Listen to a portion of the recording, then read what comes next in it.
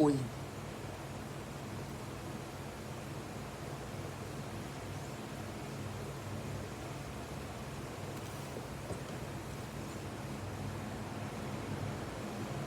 Sábado, dia 20 de abril, 4h26 da tarde.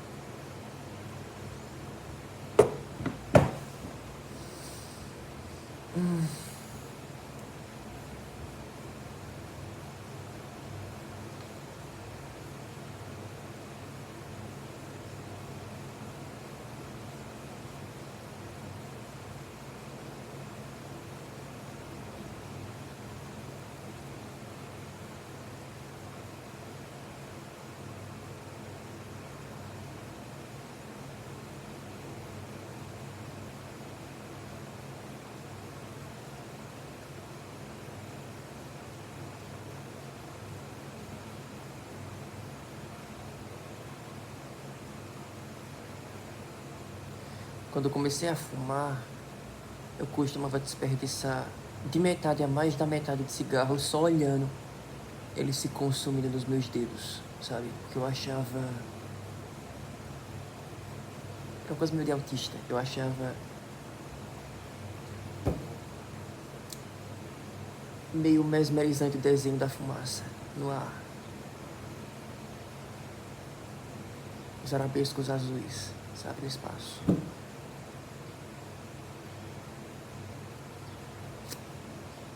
E eu pensava que eu estava desenhando essas curvas nos meus pulmões quando eu engoli a fumaça.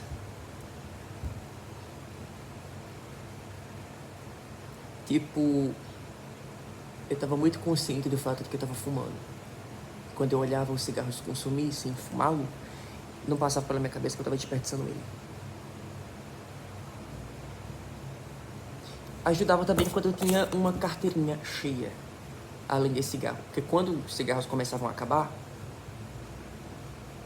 quando começava a escassear, não era tão interessante ficar olhando eles se consumir dos meus dedos, sabe? Eu parava de reparar nisso. E eu só tentava aproveitar o máximo de guimbazinho que sobrava.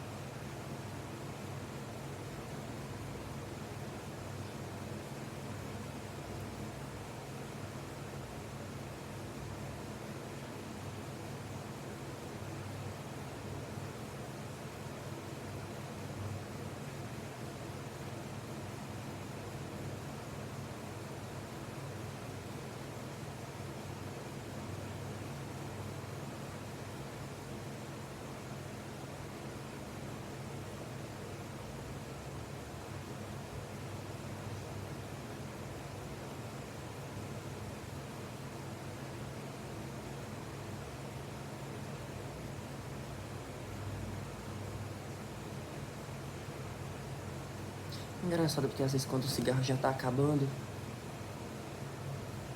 ou só tá a pitazinha, ainda continua saindo fumaça. Só que a gente joga fora, sendo que ainda dá pra aproveitar pelo menos uns 4 tragos. Só que o gosto é ruim. Os últimos sempre são ruins. Deve ser o gosto da esponja.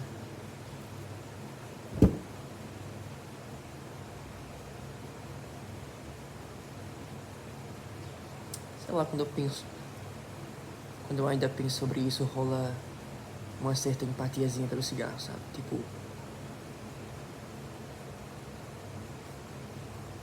de certa maneira nós somos iguais. A gente se consome aos poucos.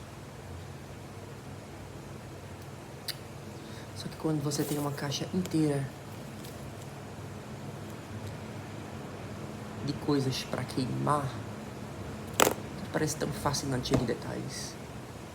Só que quando começa a acabar, tudo é essencial. E ao mesmo tempo que tudo é essencial, você para de reparar que tá sendo os detalhes. Pelo menos você seleciona mais eles, enfim.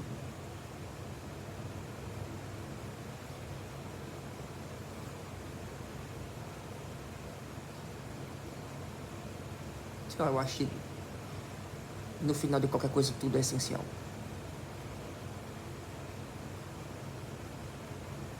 Quase é insuportável de repente. Eu falei isso pensando na minha avó. E por conseguinte eu falo isso pensando numa pessoa idosa, uma pessoa velha, que olha pra trás e vê toda a vida dela e pensa: eu tinha aquela caixa de cigarro cheia. E quanto deles eu acendi e deixei isso acabar na minha mão, sabe?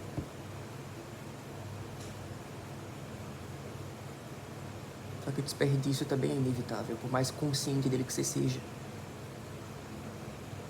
Todo cigarro que você mantém por tempo demais de 6 dedos acaba queimando eles. Então tem uma hora que você tem que largar a mão.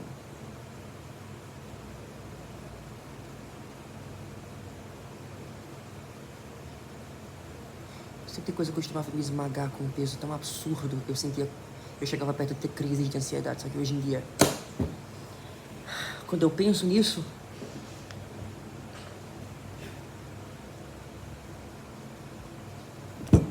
não me bate nenhuma apatia. Me bate um estado de contemplação esquisito.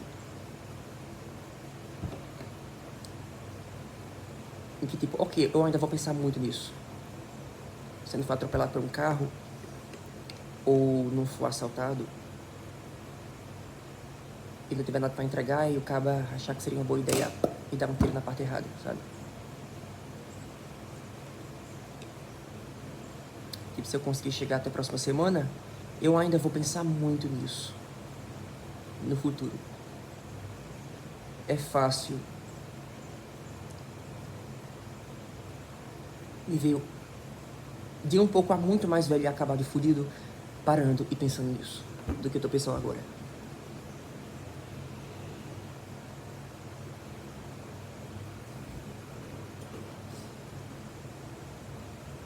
Tipo, de certa maneira,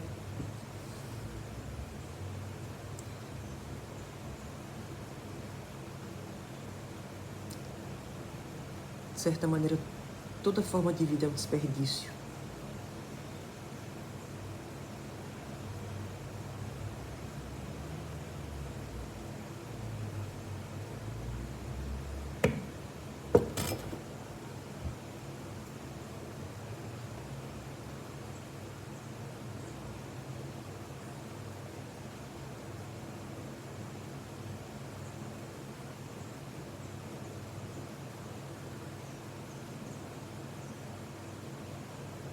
Tipo, até que você se mexa, você tem tantas possibilidades de movimento.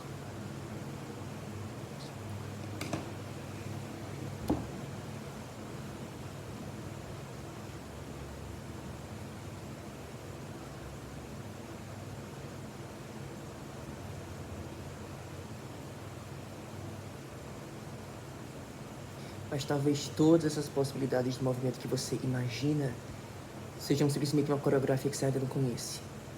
Porque uma vez que você se mexeu, você já se mexeu. Aquilo ali já tá escrito de alguma forma. As possibilidades morrem na ação, sabe?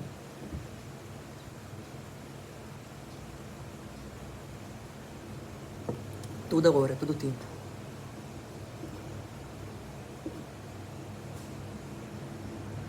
E é o tipo de coisa que você pode muito bem viver a sua vida, levar a sua vida, empurrar a sua vida, seguir com a sua vida, sem reparar.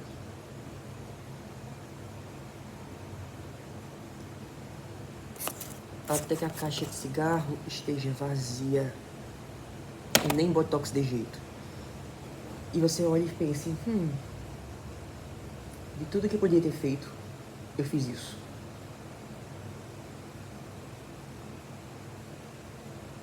Tipo, eu pelo menos eu espero que seja o seu caso, eu espero que seja o meu caso. Tipo, não tem como ser diferente porque era a minha natureza, sabe? Não tem como fazer diferente. Ainda que eu soubesse que tinha como fazer diferente, mas enfim. Não que esse tipo de questionamento leve você a um desespero. Ai meu Deus do céu, eu joguei minha vida fora. Não é nem isso. É mais uma coisa que te pasma, sabe? Uma coisa que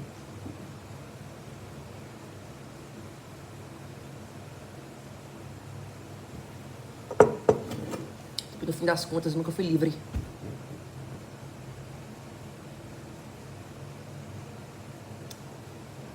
No fim das contas, eu nunca fui livre.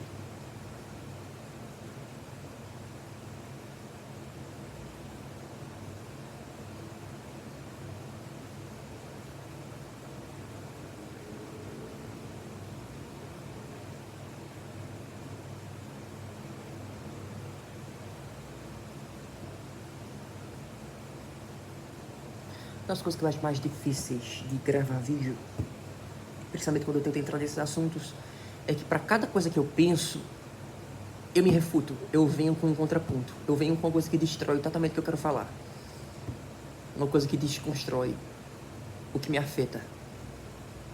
É tipo como se eu rebaixasse coisas que me doem, sabe? Ou coisas que reverberam em um lugar bem profundo. E eu fico tipo, não tão profundo. Não. Menos, cara, menos, sabe? Menos. Mas isso não deixa de ser o que eu sinto. Então isso acaba me paralisando. Nenhuma coisa de inércia é quando você tem várias forças igualmente fortes convergindo para um ponto em comum. Isso não me extravasa pra canto nenhum, porque não consegue extravasar. Todas as forças são pares. Então eu não consigo, sabe, escapar como um feixe pra canto nenhum.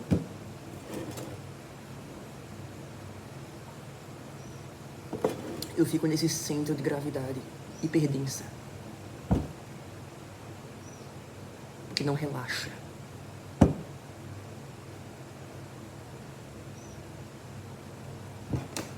Isso não é agonizante como era antes. Ai, mas é chato, é bem chato. Bem sufocante. Mas eu não consigo abrir mão de nenhuma dessas forças. Nem do que eu sinto, nem do que eu penso acerca do que eu sinto. Porque de certa maneira os dois se complementam, mas me anulam. Eu acho que também é outro motivo pelo qual as pessoas precisam das outras. Você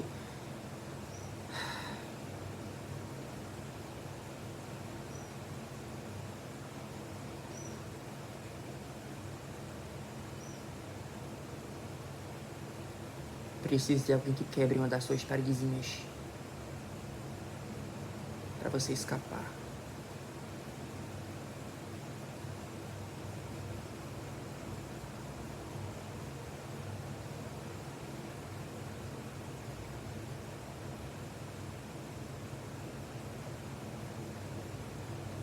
Bibi tava me falando nesse instante por WhatsApp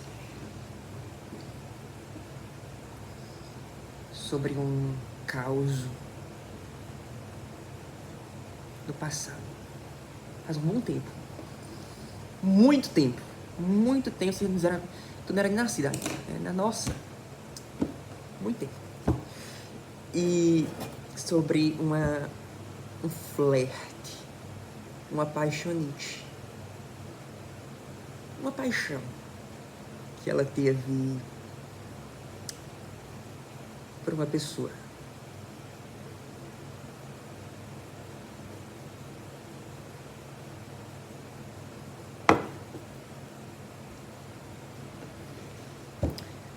E sobre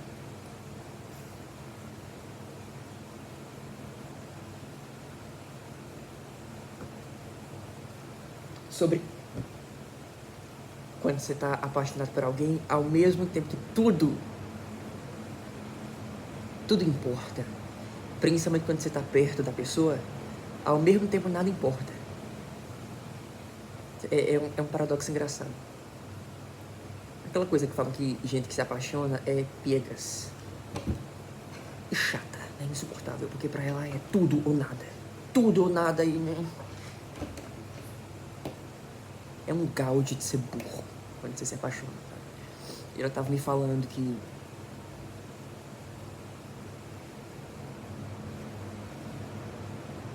Era como se toda a vida dela se estreitasse só em direção àquela pessoa.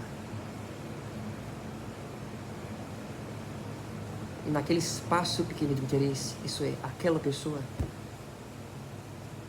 aquilo se desdobrava em tantas possibilidades que parecia um troço maior do que a vida, sabe? Parecia um troço maior do que a vida.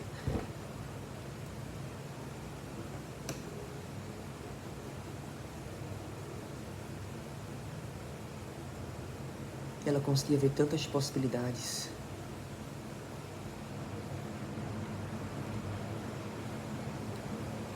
E ela conseguia encontrar gozo em todas elas, inclusive as ruins. Nada era indiferente. Nada era indiferente. Tipo, ela não conseguir aquela pessoa, ela perder aquela pessoa, que é diferente, não conseguir perder. Ela conseguir aquela pessoa. Ela conseguir aquela pessoa por muito tempo. Ela conseguir aquela pessoa por pouco tempo. Ela conseguir aquela pessoa por algum tempo. Ela encontrar aquela pessoa, conhecer aquela pessoa em sentido bíblico, se é que você me entende. Como Adão e Eva se conheceram, sabe? Me veio uma piada pra fazer sobre Adão e Eva, mas não vou fazer não.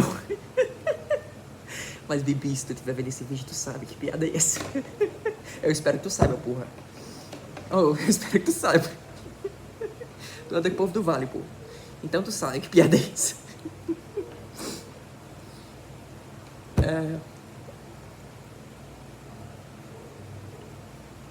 Só que, tipo, de certa maneira, o troço mais bizarro sobre isso, sobre tantas possibilidades que você vê antes que você haja, que você enxerga, que você sente, em que você acredita, antes que você se mexa, ao mesmo tempo que todas essas possibilidades são, de certa maneira, puro fruto de euforia, são coisas que você se sente capaz naquele momento, só que depois que aquele momento passar, as possibilidades se vão com ele. Mas, de certa maneira, naquele momento, essas possibilidades existem. Então, por isso que eu acho que é uma coisa esquisita. É uma coisa, eu vou repetir essa palavra de novo, mas eu tenho pensado muito nisso. Esses meses, não é nem esses dias, esses meses. É um troço meio de Schrödinger. Um troço meio schrödingeriano. Existe, mas não por muito tempo, mas isso não quer dizer que não exista. Possibilidades. E o fim delas. E o que sobra no fim delas.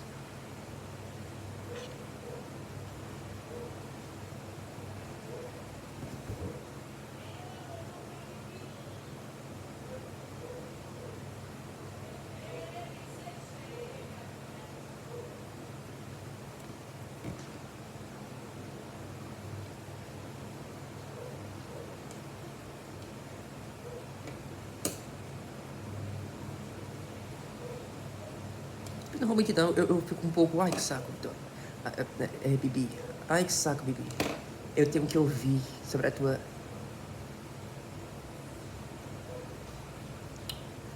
história de paixão, que é muito parecida com a minha, então eu não preciso ouvir, porque eu já senti isso, então... Mas ela é minha amiga, então eu não vou falar isso pra ela.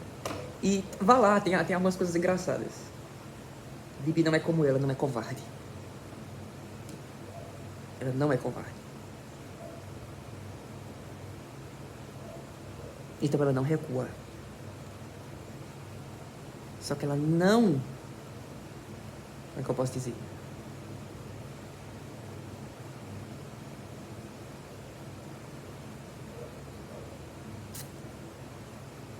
Ela não ataca porque ela não é uma depravada, mas ela não recua de maneira a se preservar. Ela tem uma capacidade muito mais genuína muito mais verdadeira assim, de se entregar ao outro, sabe? Então eu sinto alguma inveja quando ela me fala.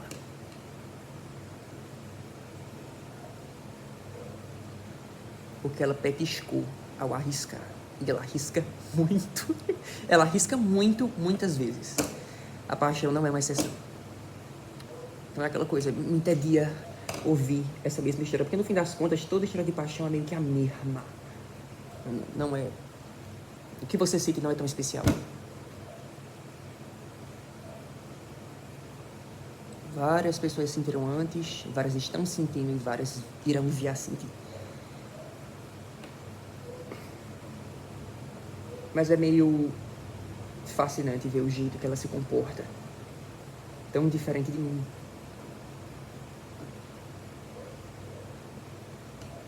E eu fico feliz por ela. Eu realmente fico.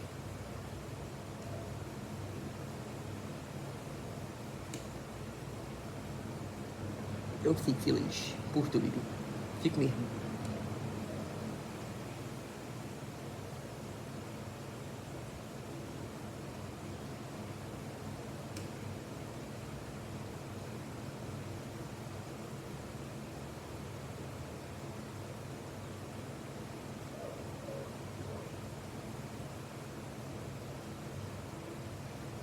A história de paixão dela não tem nada a ver com a minha. É bem diferente. Só não é diferente na minha cabeça, mas no fim das contas...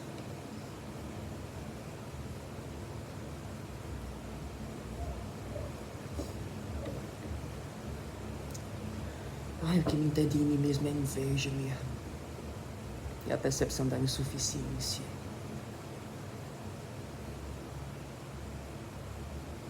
Meio que escandalizada.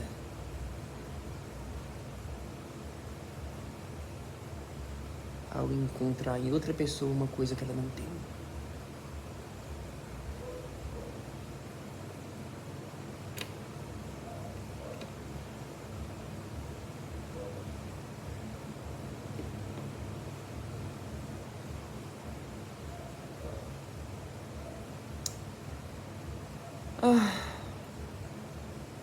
Quando eu me envolvo demais nesse tipo de história de outras pessoas, eu fico tipo, cara, por que eu tô perdendo tanto tempo ficando feliz por outra pessoa quando eu podia viver isso?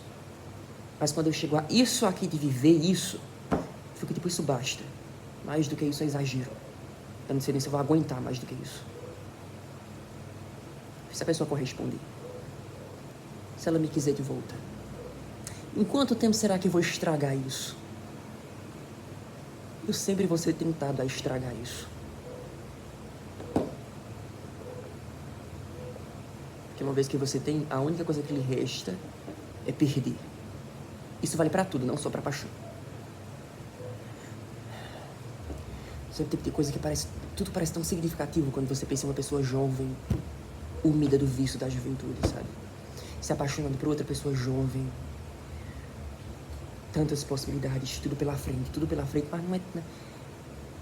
Eu não posso dizer que não é nada pela frente, né? Porque não sei se essa pessoa vai morrer. Né? Enfim, talvez ela consiga chegar amanhã, talvez.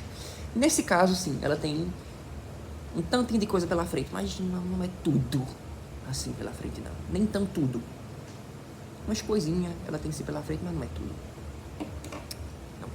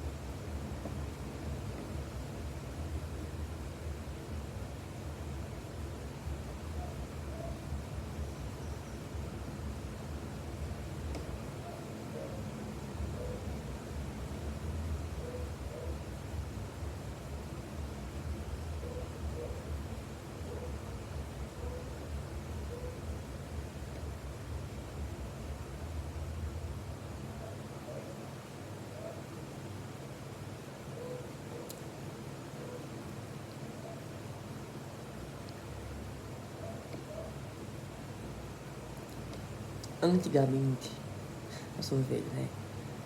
Antigamente eu costumava pensar que todo dia eu desperdiçava o sol. Eu era muito modesto. Então era claro que tudo girava em torno de mim. Tudo dizia respeito a mim. E a pior tragédia que podia acontecer comigo era alguma coisa que acontecesse comigo e com mais ninguém. Então eu pensava, nossa, todo dia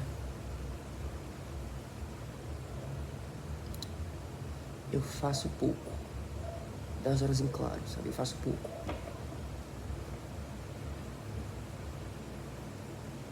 Do tempo que eu sou obrigado a ficar fora da cama de pé, fazendo coisas que eu devia fazer que eu não fazia. E eu pensava, nossa, eu desperdiço o sol. Eu desperdiço o sol. Só que no fim das contas, não. Eu só escorria. Eu só escorria. De um dia pro outro. De um dia pro outro. De um dia pro outro. Ou no mesmo dia.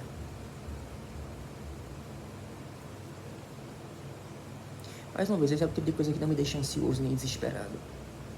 Só me deixa meio que mortalmente entediado comigo mesmo.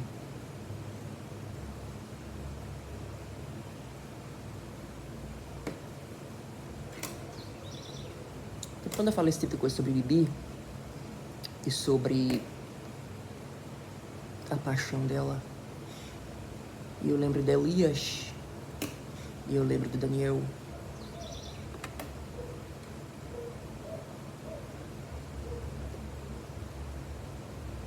e até de outros cabas.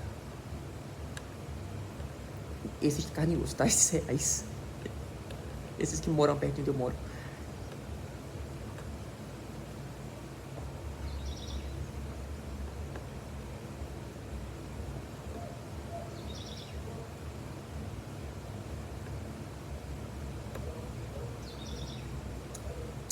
Sei lá, de alguma maneira eu lembro deles e eu penso que basta. Meio que basta.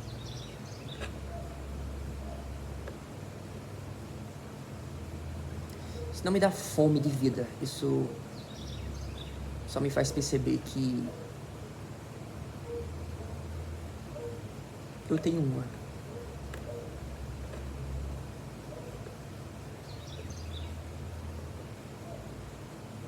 Ela só é pequena. Bem pequena. Aquele negócio do... Isso é um leite de bosta, né? Eu não me lembro se isso é do Camões ou se isso é de Fernando Pessoa, mas aquele tudo vale a pena se a alma não é pequena. A minha é bem pequena. Só que, por uma alma pequena, algumas coisinhas valem a pena. Coisas pequenas. Mas algumas coisinhas valem a pena. Até por uma alma pequena. Eu discordo de você, Camões. Ô Pessoa.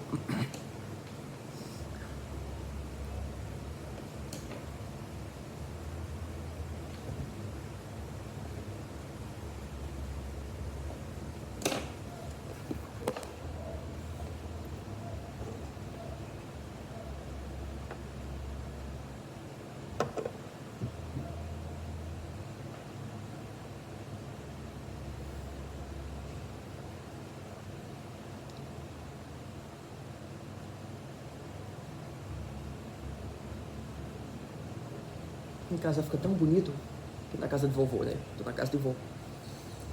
Que em casa tudo fica tão bonito quando o sol tá se pondo. Tipo quando são umas 3, umas 4 para 5, umas 3 para as 4. Quando o sol começa a baixar. Então ele não tá mais tão insuportável. E meio que tudo é tingido de amarelo. Tudo fica dourado. Mas acaba muito rápido. Mas é quando eu acho o dia mais bonito. Quando ele tá acabando. E não pelo prospecto da noite nem nada, mas é porque ele realmente só parece bonito ali. Quando o sol tá mais perto. E menos engraçante, sabe?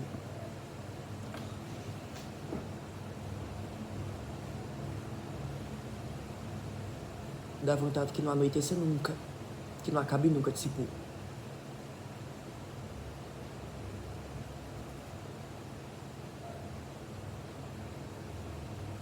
Eu acho que quando você é jovem, a metáfora certa, a alegoria certa, a comparação certa, não seria tipo com o amanhecer, ou com o meio-dia. Seria com essa hora. Seria com uma tardezinha. Que é a hora mais bonita do dia, no instante acaba. Mas você sempre espera por ela.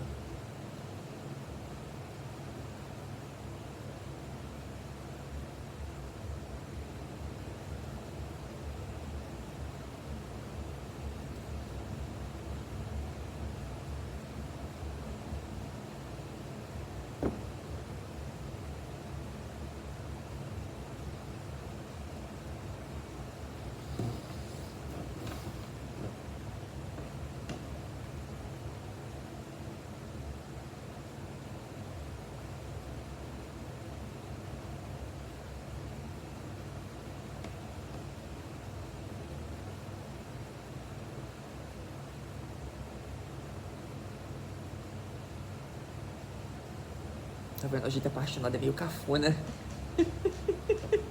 Quem vê de fora acha tão cafona, mas eu queria essa cafonagem. Eu queria ter tido essa cafonagem, quer dizer. Tudo se passou tão na minha cabeça. Como quase tudo se passa, na verdade.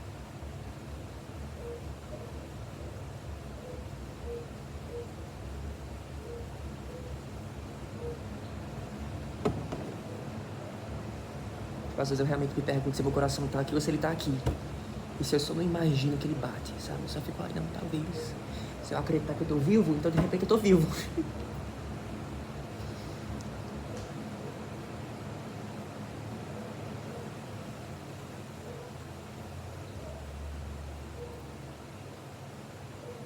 Eu não quero te deixar ir. Eu tô rindo com respeito, tá, Bibi? Com respeito. Eu li a carta pra Elias, pra tu. Não li?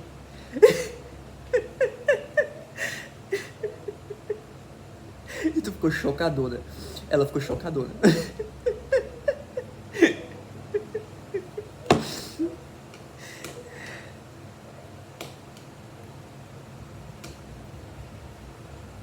Eu queria que se apaixonar não fosse tão difícil.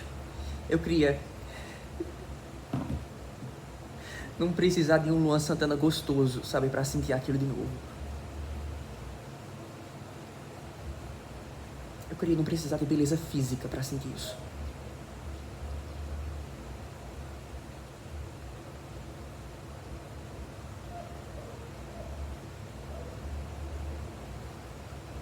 Eu queria que pelo menos algumas coisas que você sente não fossem tão mediadas pro fato de você ter um corpo. Sabe? Que eu acho que é a maior humilhação da alma. Eu acho que o que mais ofende uma alma é o fato de que ela tá presa em um. É o fato de que ela tá vestida em um. É o fato de que ela precisa de um corpo.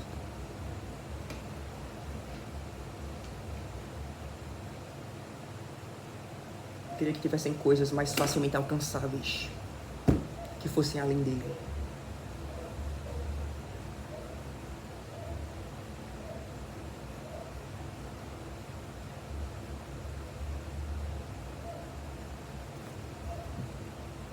Engraçado, eu fazendo essas reflexões filosóficas. E eu abri aqui o navegador.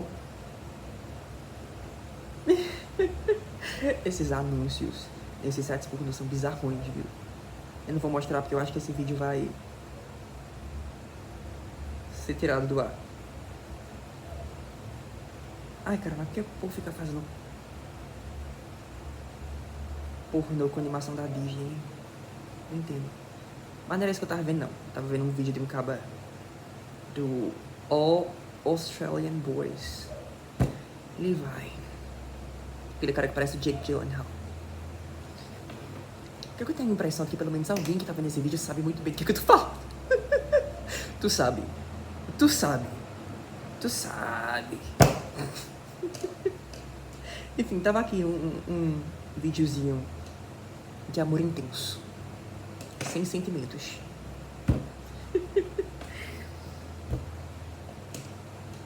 pra me lembrar do que é que meu corpo gosta. E ele gosta. Não dos pixels, mas... Ai, pixels são mais seguros. Pixels são mais seguros mesmo.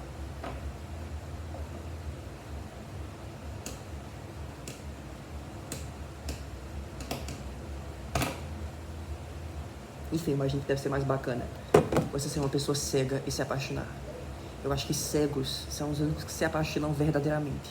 Pessoas cegas. Eu ia falar, eu queria ter nascido cego, mas não, sempre foi meu maior pavor. Meu maior pavor, ficar cego. E era um medo bem objetivo mesmo. Era um medo bem objetivo. Isso antes de eu saber que a nossa família, né, a minha linhagem, ela tem um péssimo, né, enfim, ela tem uma genética bem bosta para várias doenças, mas uma delas é glaucoma. Então, precisamente quando eu descobri que eu podia envelhecer e indo perdendo a minha visão aos poucos, eu pensava, caramba, você poder ler, você poder ver o mundo. Caramba, eu preferia estar morto. Mas imagina uma pessoa que nunca viu, que nunca foi contaminada, sabendo exatamente o que é isso daqui, sabe? Ela sente isso daqui, mas ela não se contamina com isso daqui. Imagina como deve ser uma pessoa se apaixonando, uma pessoa cega se apaixonando. Imagina o que é que ela prioriza. Imagina o que é que ela vê. Que a gente acha tão difícil de enxergar.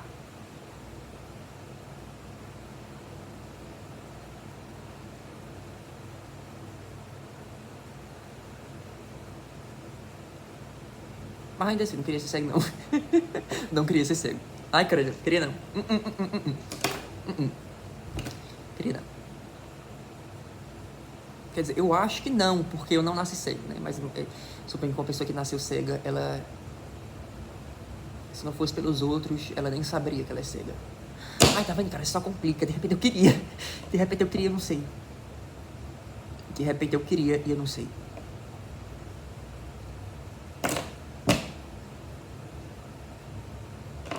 Para gravar esse vídeo porque eu tô fazendo o menor sentido. 38 minutos. É isso. Inteiro.